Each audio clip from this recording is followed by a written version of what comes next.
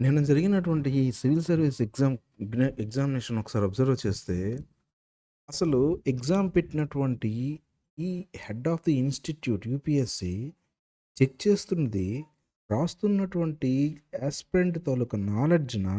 లేకపోతే తన తాలూకా aptitude are క్యారెక్టర్‌నా? అనేది ఒకసారి ఆలోచింపచేసింది. So, most of the times మనం యూపీఎస్‌సి అనంటే చాలా కష్టమైన సబ్జెక్టు, చదవడానికి చాలా కష్టం అని అనుకునేటటువంటి ఒక ఎగ్జామ్. కానీ అది ఒక చదువే కాదు, తనతో పాటు ఇంకేదో కావాలనేది నిరూపిస్తూనే ఉంటుంది ఎవ్రీ టైమ్ ఆ ఎగ్జామ్ రాస్తున్న ప్రతిసారి. ఎగ్జామినేషన్ యూపీఎస్‌సికి కావాల్సింది ఒక్క చదువే కాదు, నాలెడ్జే కాదు, బట్ యాప్టిట్యూడ్ ఆల్సో అంటూ నిరూపిస్తుంది ఎవ్రీ టైమ్. ఈసారి అదే జరిగింది.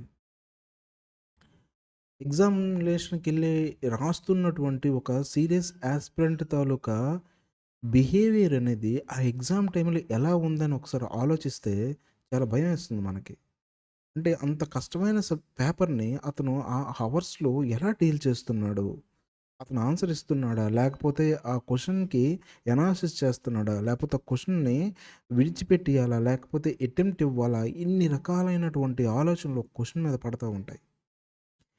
ఏ ఎగ్జామ్‌లోనైనా మనకి కొన్ని క్వెషన్స్ చాలా డిఫికల్ట్‌గా ఉంటాయి. కొన్ని క్వెషన్స్ చాలా ఈజీగా ఉంటాయి. కొన్ని క్వెషన్స్ మిడిల్‌గా ఉంటాయి. అది మనకు తెలిసినటువంటి వ్యవహారమే. కానీ ఈ ఎగ్జామినేషన్ దగ్గరకొచ్చేసరికి అన్నీ డిఫికల్ట్‌గా కనపడుతూ ఉంటాయి. కానీ అల్టిమేట్‌గా బయటకొచ్చేసరికి అరే! ఈ క్వెషన్ చాలా ఈజీగా ఉంది. ఎందుకు నేను ఇవ్వలేకపోయానన్న ఆలోచన ఒకసారి కలుస్తూ ఉంటుంది. కానీ ఇప్పుడున్నటువంటి ఈ క్వెషన్ పేపర్‌లో మనకొకటి కనిపించేది యాక్చువల్‌గా ఏంటనంటే ఒక అన్ ఆహ్, ఎ ఏమనంటామంటే ఒక సాంప్రదాయానికి విరుద్ధంగా ఇచ్చినటువంటి క్వెషన్ పేపర్ అనేది మనం చెప్పొచ్చు.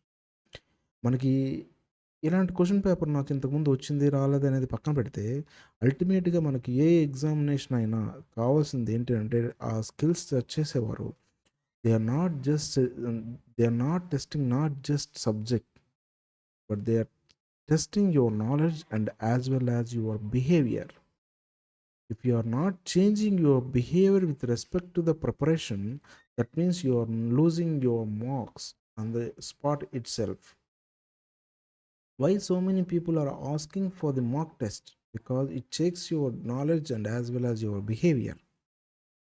It is not about how much knowledge you are having, but also how much attitude you build up during the preparation. That is the most important for UPSC civil service aspirants. As a failure aspirant, I have made a lot of mistakes during my preparation time. One of the first failure I did is that is exam needs only knowledge. I thought like that, but it doesn't. It needs not just knowledge, but also your behavior and also your attitude and also how you are able to sustain while you are under pressure. These are all the exam itself tests you. Once you cross the prelims means you are tested all these things. Understand? So, my friends, during the preparation itself, change your attitude with respect to the exam.